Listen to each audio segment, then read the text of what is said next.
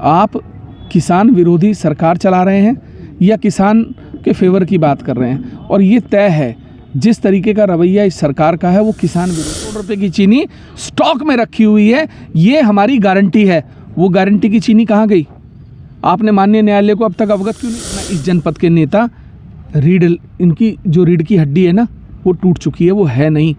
बड़े बड़े नेताओं की गोद में बैठकर राजनीति कर रहे हैं। अपने दम पर राजनीति करने वाला एक व्यक्ति यहाँ पे मुझे दिखता नहीं है जो किसानों की लड़ाई जाकर लड़।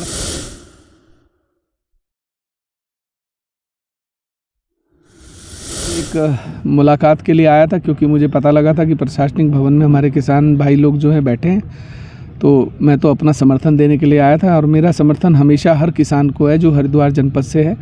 और मेरी लड़ाई, जब से मैं इस बात को समझा हूँ कि हरिद्वार जनपद में अगर बात उठानी है तो किसान की उठानी है। 80% किसान बाहुल्य जनपद है और सबसे ज़्यादा नज़रअंदाज अगर इस राज्य में किया जा रहा है तो किसान को किया जा रहा है। किसान के भी 2 पैमाने हैं इस राज्य में। पहाड़ के किसान के प्रति सरकार का नज़रिया कुछ और है, उनके लिए और सब्सिडीज़ हैं, और प्लेन का जो किसान है उसके लिए और सब्सिडीज़ हैं और तरीके की सुविधाएं, जो गलत है। मेरा मानना है मानक सब जगह एक होने चाहिए। दूसरी बात, आज आपदा के दौर से निकलकर जब हम आए हैं तो आज किसान पीड़ित है।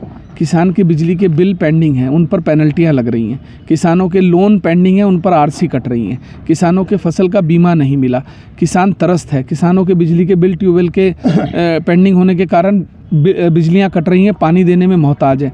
आप चाहते क्या हैं?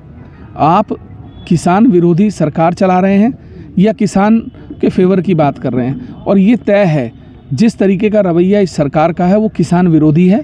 और मैं एक बात बताना चाहता हूँ, ये राजनीति नहीं है, ये हक की लड़ाई है। किसान आज अपने सम्मान और स्वाभिमान की लड़ाई हरिद्वार जनपद में लड़ रहा है। और मैं ये बता देना चाहता हूँ कि आज नहीं तो कल ये किसान आपको सबक ज़रूर सिखाएगा।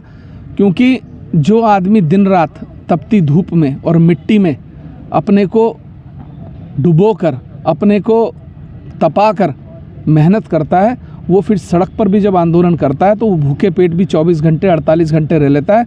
लेकिन ईंट से ईंट हिल जाती है। ये आप बिल के समय देख चुके हैं, बिल आपको लेना पड़ा वापस। पहली बार हुआ होगा कि आपने कोई बिल वापस लिया।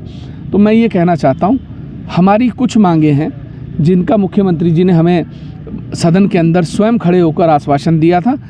एक तो हमारी फसल बीमा, मुआवजे समय पर भुगतान हो, बिजली के बिलों पर जो पेनल्टियां लग रही हैं वो रद्द की जाएं, जो आरसी कट रही हैं जुलाई से लेकर अब तक की जितनी भी आरसी कट रही हैं, जो पेंडिंग है या कटने वाली हैं, वो सब आरसीयां निरस्त की जाएं और किसानों की बात को सुना जाए, समय पर मुआवजा अदा किया जाए, जो फसल बीमा है उसका भुगतान किया जाए। दूसरी बात, 109 करोड़ रुपये जो किसानों के जो गन्ना मिल पर बकाया हैं, जिसके एवज में 70 करोड़ रुपये की चीनी जो सुहाग वहाँ पर उस समय जीएम थे उन्होंने जो सुरक्षित करके संरक्षित करके रखी थी, वो चीनी पीछे से दीवार तोड़कर निकाल ली गई है, वहाँ से चोरी हो गई है। जो किसानों उसके बदले में जो लोन लिया था उन्होंने सहकारिता बैंक से, वो लोन भी ये लोग हजम कर गए हैं।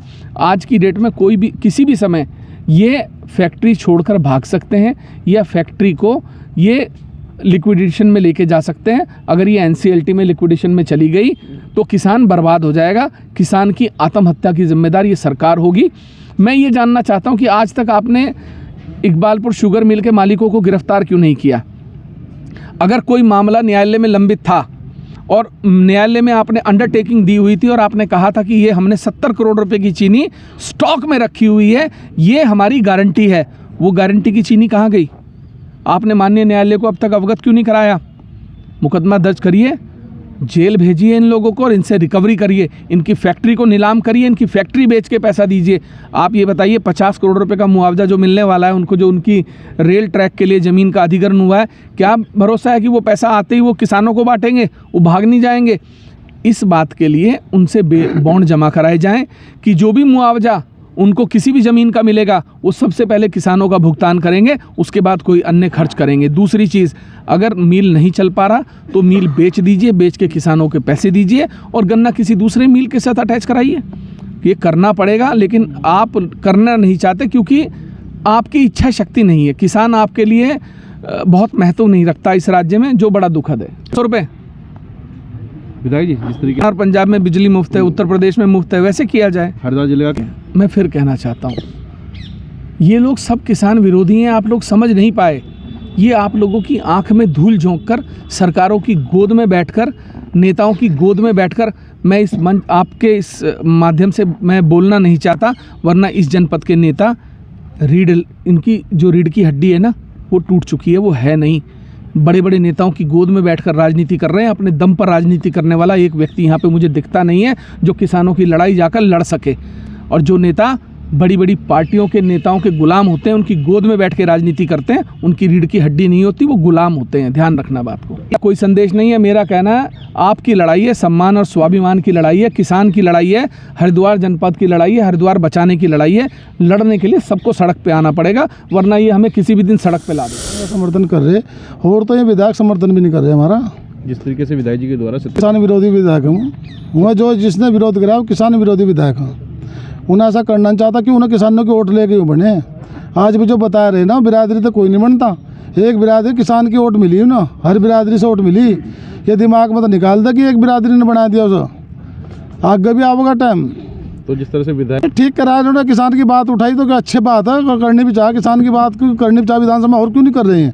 ये हरिद्वार से जाते हैं, वहाँ से क्या लेने, जहाँ एक बता रहे मजाक हो रही थी। अरे विधानसभा में आप बैठ कर मजाक करोगे? यहाँ किसान, यहाँ हरिद्वार जिले के मुद्दे क्यों नहीं उठाते? हमारा एक मूल निवास का मुद्दा क्यों नहीं उठाते आज तक? यहाँ स्थायी प्रमाण पत्र बनता, वहाँ मूल निवास बनता। ये दोहरी नीति नहीं, और क्या है यहाँ से? जैसे यही तो कह रहे हैं हम, यही तो लड़ रहे हैं सड़क पर। ये हमारे ला रहे जो गलत हो रहा है, व्यवहार हमारे ला रहा अच्छा नहीं हो रहा।